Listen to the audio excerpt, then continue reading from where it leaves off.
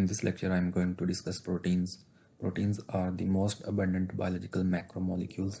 They account for 40 to 60% of the dry weight of a cell. DNA shows its expression through proteins. DNA is decoded to proteins and then proteins play their role. All the proteins are constructed from same set of 20 amino acids. There are 20 types of common amino acids. These amino acids link through covalent bonds and make polypeptides. These polypeptides, upon folding, make different types of proteins. Proteins have strikingly different properties and activities. Proteins are very diverse. There are thousands of different types of proteins playing different roles in different cells and in different parts of cells. For example, enzymes. Enzymes are biological catalysts. Hormones are signaling molecules, and antibodies, they are defensive proteins. As you know, proteins are made of amino acids, so we should discuss amino acids before moving to proteins. Amino acids are the building blocks of proteins, and they are monomers of proteins. There are 20 types of amino acids, which are common amino acids. They are found in all proteins. There are some uncommon amino acids which are not part of proteins. Some of them are found in very few proteins, and some are they are just not part of proteins, but they are found in the cytoplasm of cell. If we look at the general structure of an amino acid, we have a central carbon that is called as alpha carbon. There are 4 different groups attached to this central carbon, 3 of which are same in all 20 amino acids. Hydrogen, amino group, carboxyl group. They are same in all 20 amino acids. The R chain is different in all 20 amino acids. On the basis of this R chain, amino acids are different from each other and they have different properties.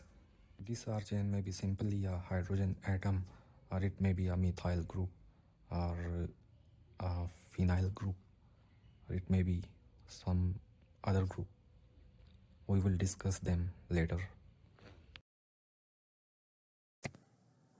Here is an example of an amino acid, that is alanine. Alanine is an amino acid with a methyl group in its R chain.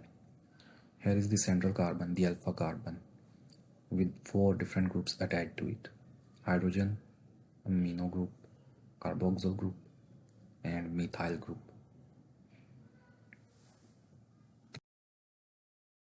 The alpha carbon in an amino acid is a chiral center. A chiral center is a carbon which has 4 different groups attached to it. Here in amino acid, the central carbon, that is the alpha carbon, which is attached to 4 different groups.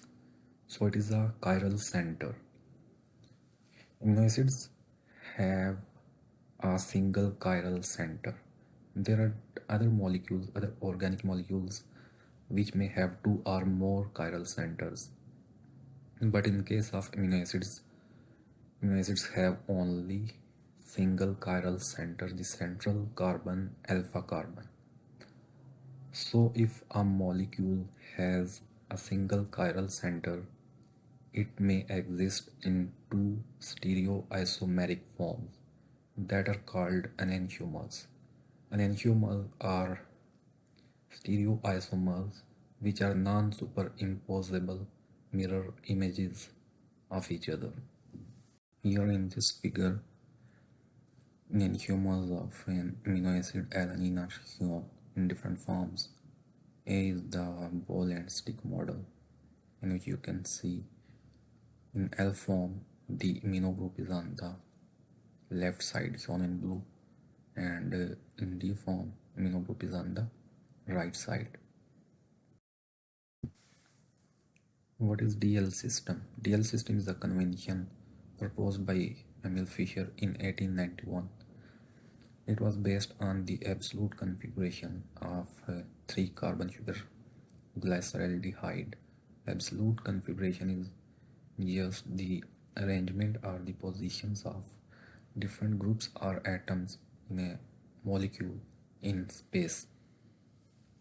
So Emil Fischer guessed the positions of different groups in glyceraldehyde, and he described that glyceraldehyde exists in two isomeric forms, the L-glyceraldehyde and D-glyceraldehyde. He guessed the position because at that time X-ray crystallography was not introduced, and later it was confirmed by X-ray crystallography and found to be exactly similar as described by Emil Fischer. Glyceraldehyde is a sugar, a 3-carbon sugar, which is a chiral compound having a central carbon atom attached to 4 different groups. So glyceraldehyde has 2 enantiomers, the L and D. In L form, the hydroxyl group is on the left side, and in D form, it is on the right side. For all chiral compounds, the stereomers which are related to L-glyceraldehyde are designated as L, and the stereoisomers which are related to D form or which are similar to D form of the glyceraldehyde, they are designated as D enantiomers or D stereoisomers. Here in this figure, the L and D enantiomers of alanine and glyceraldehyde are compared. In L form, you can see the aldehyde group of glyceraldehyde, which is labeled as red, and the carboxyl group of alanine, both are on the same position.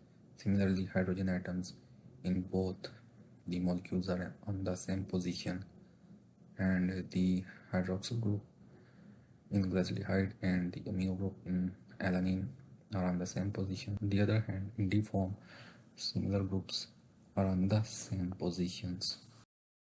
The L and D forms cannot be interconverted by simple rotations without breaking bonds. You might think the L form can be converted to D form, but it's not like that. If we rotate the L form, the atoms which were outward of the plane goes backward, and the atoms which were backward goes outward. Amino acids in proteins are exclusively L stereoisomers. They naturally exist only in one stereoisomeric form, that is L form. They cannot be found in D form in proteins. Cells can specifically synthesize L isomers of amino acids because enzymes are stereospecific. The active sites of enzymes only bind L forms of amino acids. There are two ways to label carbon atoms in amino acids: the Greek letter system and the numbering system. In Greek letter system, the carboxyl carbon is not labeled, and you already know the central carbon is labeled as alpha carbon. And in our chain, the first carbon after alpha carbon is labeled as beta, then gamma, delta, epsilon, zeta, and so on. In numbering convention, the numbering is started from carboxyl, and the carboxyl carbon is labeled as carbon 1, and the alpha carbon, that is the central carbon, is labeled as carbon 2. Then in our chain, the first carbon is labeled as carbon 3, and so on. For bright amino acid side chains, equivalent carbons are given numbers along with Greek letters. For example, in leucine, it has a bright R chain. It has two methyl groups at carbon number 4. So they are on the same position. Both the carbons of methyl groups are on the same position, and they are labeled as delta 1 and delta 2.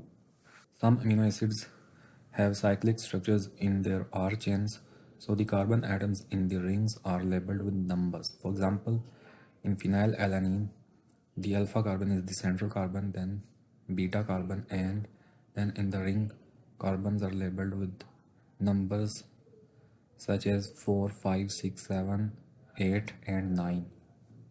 Similarly, for histidine, it has a heterocyclic R chain.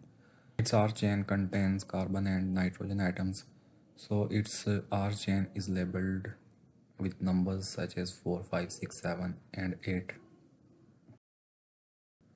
In next video, we will discuss classes of amino acids, titration curves, and their isoelectric points.